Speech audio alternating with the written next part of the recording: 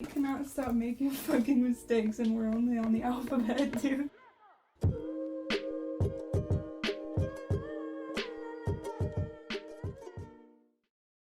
Dabbling. Oh, sorry to all the kids watching. I meant to say dabbling. That's how controversial dabbling is, you know? Dabble means to immerse one's hands or feet partially in water and move them around gently.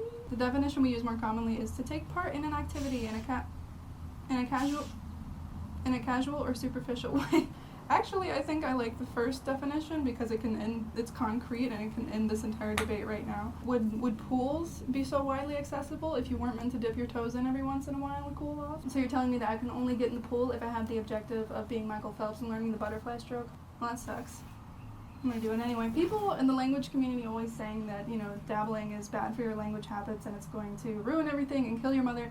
That's always disappointed me a little bit. Dabbling is so unappreciated and it can really kind of remind you why you're doing all of this in the first place. It's all about, you know, discovery and finding something that sometimes you didn't even expect that you would have liked. People compare it to relationships all the time. So they're like, don't you want to commit to one person for 7 months? No, I hate monogamy. I'm gonna go over here and study Italian for a week just because I want to. I'm gonna jump over here and I'm gonna jump over there. If you want to settle down, have like a year-long relationship with one language, that's awesome too. But there comes a time when you get annoyed with that person, when you don't want to spend as much time with that person, which I'm currently facing with German. Now keep in mind that this is not like pure spur of the moment dabbling because I've known since the beginning of the year that I've wanted to dabble in a couple of different languages, but you know, I am kind of having an open relationship with German right now. I feel like it's going to also remind me why I love German so much. And personally, I find that I don't regress so easily. You know, dabble at your own discretion. This is like, you know, what I know to be true for myself, and yeah. Disclaimer though, this is not one of those videos where I learned blank language in a week because I find those super misleading, clickbaity, and hurtful to beginners in the language community. Alright, let's go. I already know a decent bit of Italian just from like being in the language community. I feel like it's gotten so much higher. Seeing people post in Italian, having Italian mutuals and stuff like that. Italy is a very, very linguistically rich region, so this is probably not going to be the easiest boat to jump into. What is my plan for Italian? I'm glad you asked. I don't have one. The closest thing we have to a plan is these little blank books. So these are like the type of books that teachers give to little kindergartners so that they can write a story about the time that they helped their mommy bake a cake or the time that they fell off the slide or something like that. Given that I am learning elementary Italian, thought it was appropriate. I bought these at Target like months ago because I thought I was going to scrapbook with them. Yes, I scrapbook sometimes. But that has not happened because life happens, so I think this is a good use for them because I have this terrible habit of hoarding notebooks. So like literally as soon as I start a language, I will get like a composition book or a notebook for it, and it is so toxic. So if you're dabbling and you just want a space to like free write some things and you don't want loose leaf paper and you still kind of want that notebook feeling without having the, you know, the commitment of a whole ass notebook, why not some blank books? So I'm gonna bust these puppies open actually. Boys, it is LaCroix time. I don't know if other countries have this, but in America we have this sparkling water called LaCroix. This is my favorite flavor, beauty influencer. So basically for today it was super lax. I learned the alphabet, which was actually harder than I thought it would be. You cannot stop making fucking mistakes and we're only on the alphabet, dude. G? No. Oh, there is a G. Literally took me 3 tries to get it right. And also, for learning the Italian alphabet, there's no spectrum. It's either techno song or children's song. Is this for children? B. Baciare. See, this is what we were looking for. Jesus. Is that so hard? The good thing about learning the alphabet was that they would give examples through vocabulary. So I actually learned a lot of Italian vocabulary that we probably share with them. Umbrella, ombrella, buffoon, buffono, or buffono, I don't remember. Buffoon in English is like a stupid person or a fool, and in Italian it means a clown. All my buffonos out there, put a hand up. I'm so tired. So I spent a lot of time practicing like the double consonants because, you know, like for example, SC will be pronounced like a sh if it comes before like an I, but if it comes before a U or an O, he'll pronounce it like ska. So like prosciutto versus scuola. So those both have a SC in them, but they're pronounced differently. I can finally pronounce all the pastas that I love, which is great. I watched the Italian lane focus video, which was really educational. Paul makes amazing videos. I recommend him literally every 5 seconds, but I could just listen to him talk about like language families all day. He's so... And I also I read a reading comprehension, not for reading comprehension because we are not diving in that fast. I just was reading it out loud to kind of get used to the pronunciation and kind of get my mouth used to speaking that way. Vicino al letto si trova anche un como, and I found that it was kind of like really Spanishized. It's like Portuguese grammatically, French vocabularily, and Spanish phonetically. Science. Parliamo un po' di italiano, ok? Let's speak a little bit of Italian. Mi chiamo Elysse, io sono americano. Per me l'italiano non è molto difficile perché io parlo spagnolo, portoghese e francese. Io non parlo molto bene, ma nel futuro, in the future, I will. That was probably bad. I'm excited. This is exciting. Even though, I've said it a million times before that if I learn another Romance language, my brain is going to explode. I'm okay with it. Closing thoughts. Buonanotte. Oggi è giorno 2 of my learning Italian, so how are things going? Bene. At this point in my life, learning Romance languages isn't really like meeting a new person. It's more like a long-lost cousin who you think that you recognize, but you're like, I don't know about this one. You're definitely related to me, but like, it's kind of awkward because I feel like I already know everything about you and there's not really anything exciting. So today, what did we do for learning? We did verbs. Io canto, tu canti, lui, lei canta. So I'm guessing that it follows the rules of other Romance languages where you just take off the ending and then add these on the end. So, like you can't build a house without having some foundation. So I found out there's actually like a weird fourth conjugation that kind of qualifies as a fourth kind of verb, but not really because they all end in ire, so it's really just a kind of ire verb, and they're the ones that take isc in the middle. Capire, which is to understand. Tu capisci? No.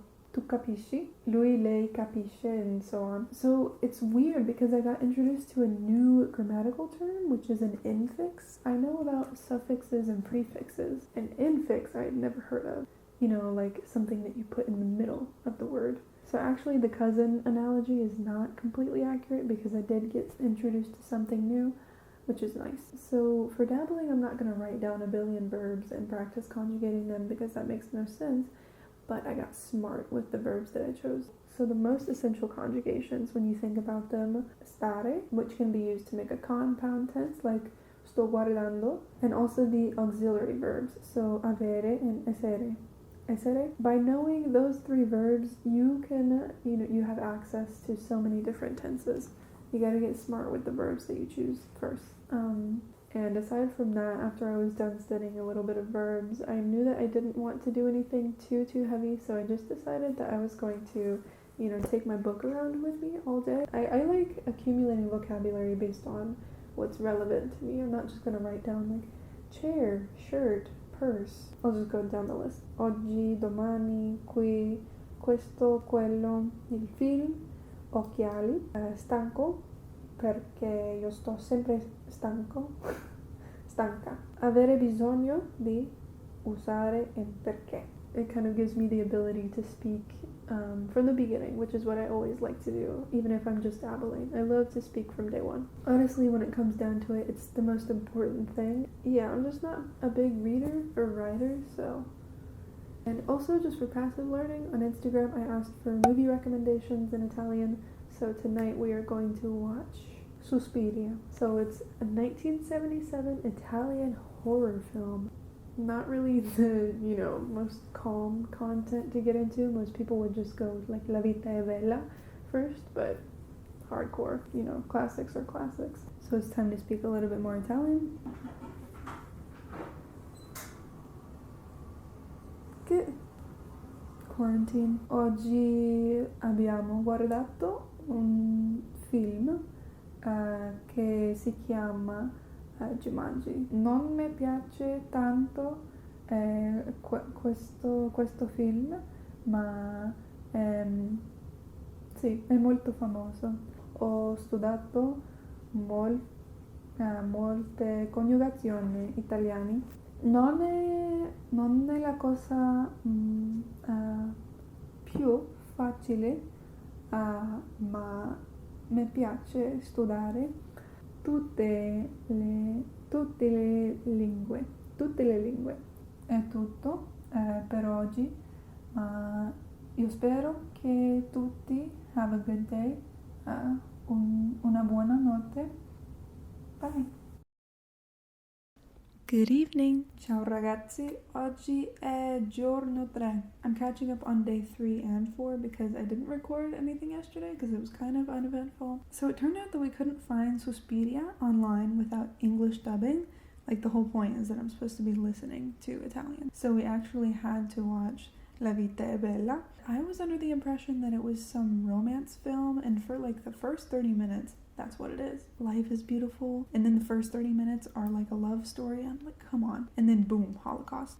I feel like that happens so much. Like you're just watching a movie and then suddenly like, oh fuck, here's the Holocaust storyline, and I'm like, oh, that's important, but I wasn't expecting it. I was frothing at the mouth when the father died.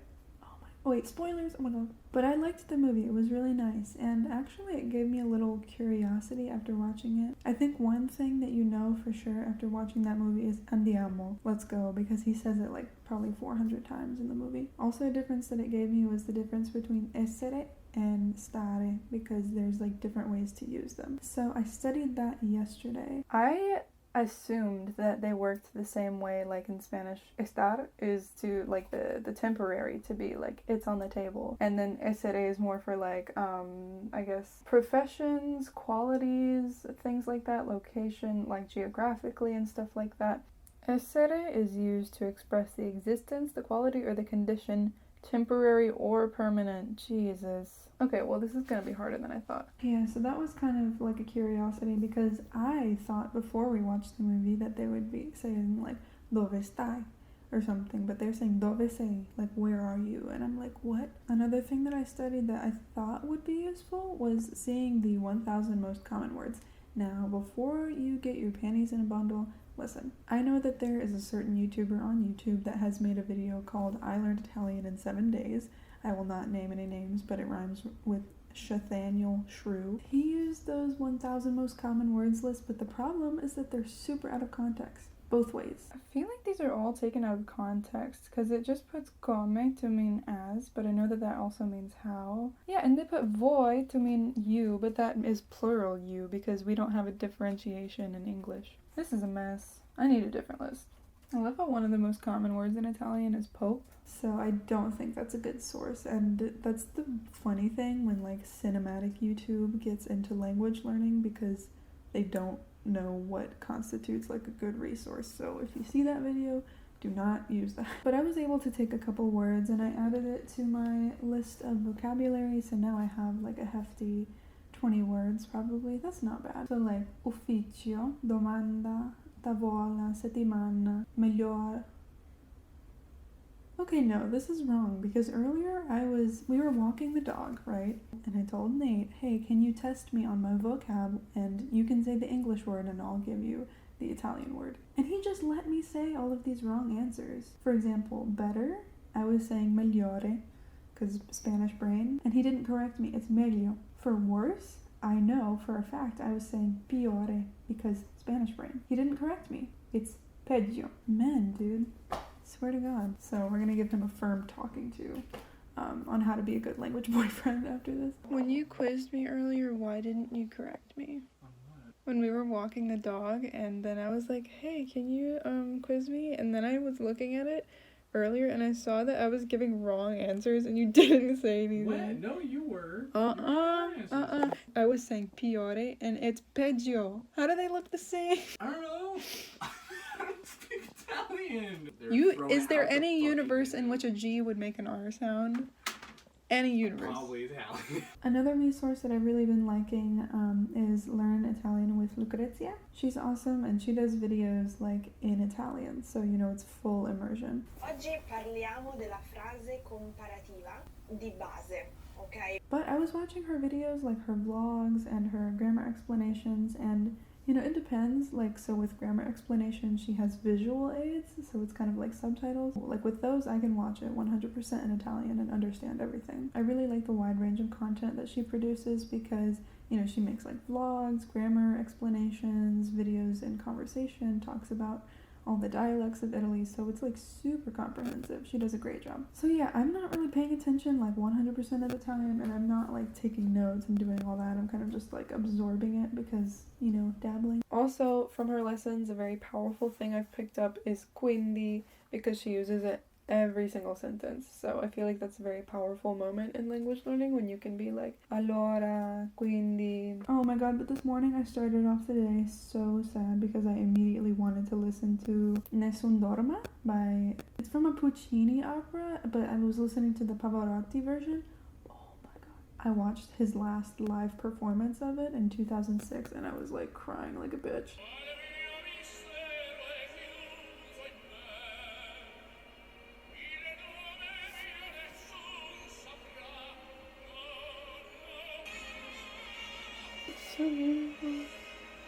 But then to calm down, I just listened to a podcast episode about the Leaning Tower of Pisa.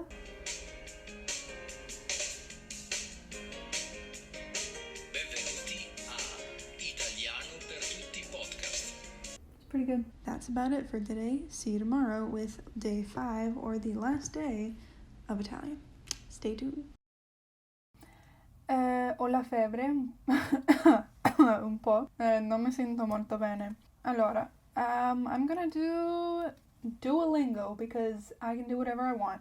Also, I hope you guys are enjoying seeing my depression quarantine outfit because I literally am slipping away further every single day. And I'm having a terrible time. Please help me. Okay, so let's go study Italian.